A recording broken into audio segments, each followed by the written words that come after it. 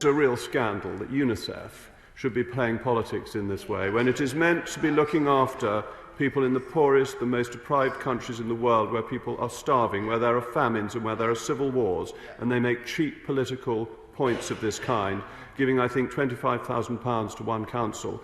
It is a political stunt of the lowest order. But what has this government done about child poverty? We are committed to our manifesto pledge to reduce child poverty. We've expanded free school meals to all 5 to 7-year-olds, benefiting 1.4 million children. We doubled free childcare for eligible working parents and will establish a £1 billion childcare fund, giving parents the support and freedom to look after children.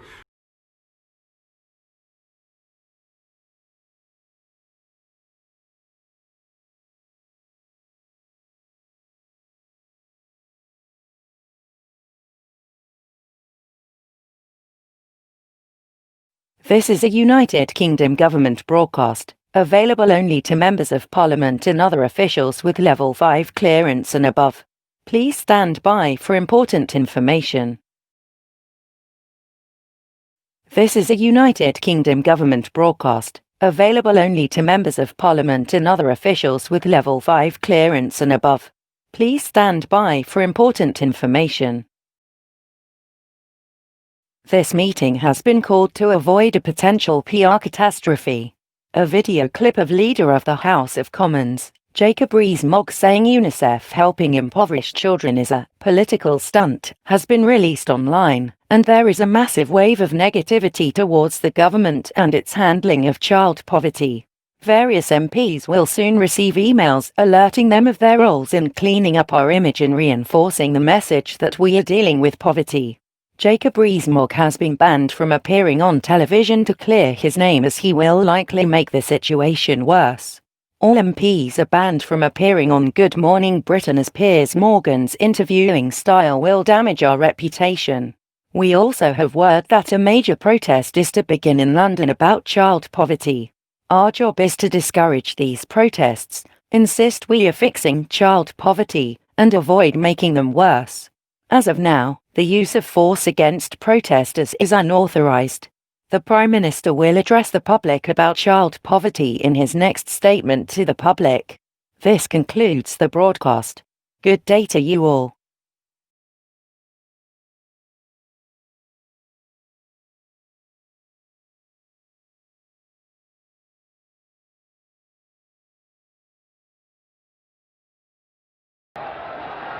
Right now we've got a major problem. Areas in London are absolutely chaotic as protests occur all over the city. Certain parts are gridlocked as crowds pour onto the roads with signs and banners protesting against the rampant child poverty. Certain groups on Facebook are now planning counter-protests, insisting child poverty does not exist and it's the parents who waste the money and let their kids starve. The government has discouraged protests, and police so far haven't attempted to stop the protests, but with the potential for this to turn violent, that may very well just change soon.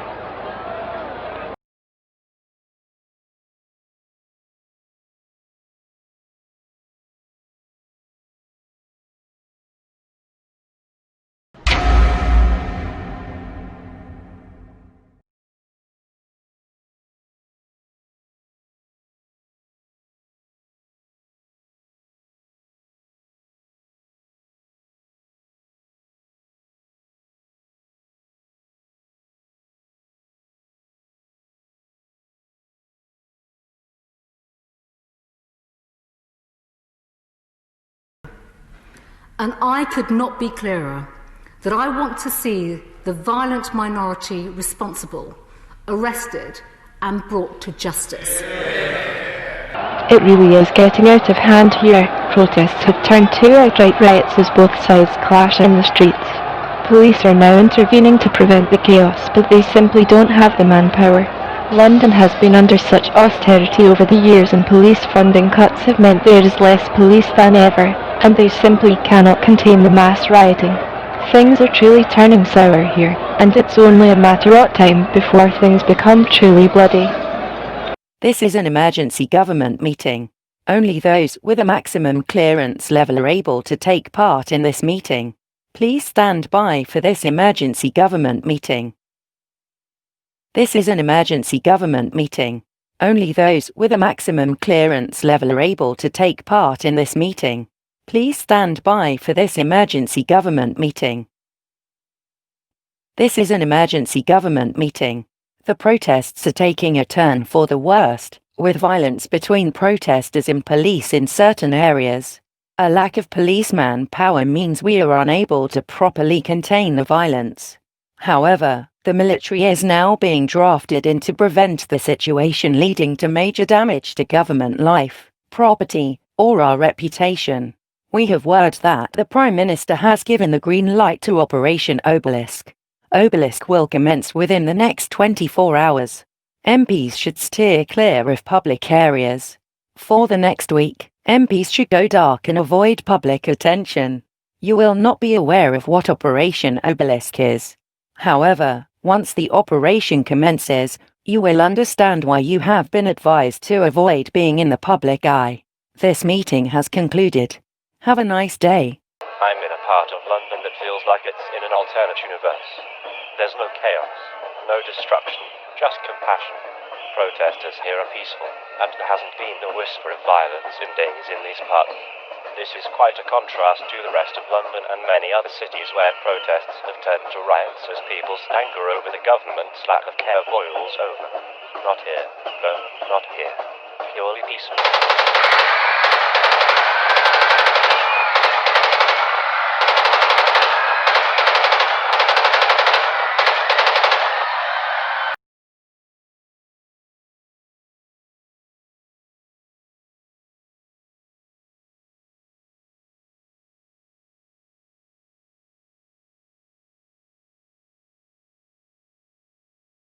Please stand by for an emergency meeting by the United Kingdom Armed Forces.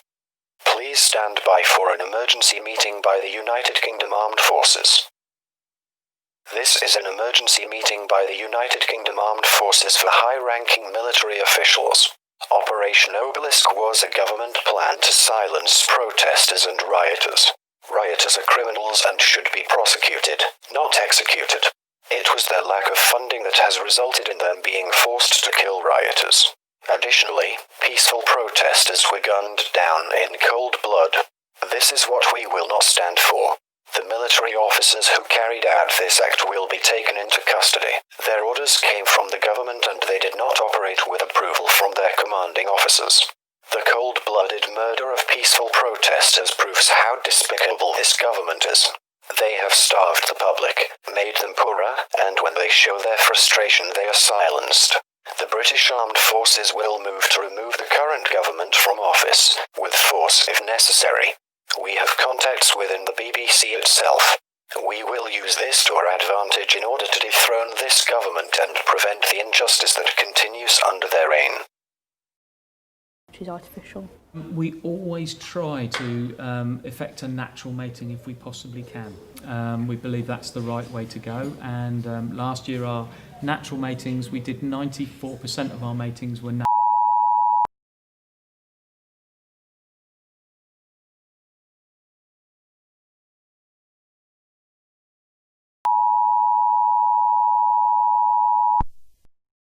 This is a message to the public from the British Armed Forces.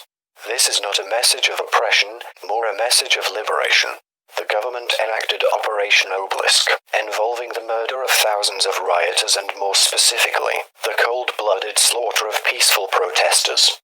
We, as the military of this country, will not stand for this.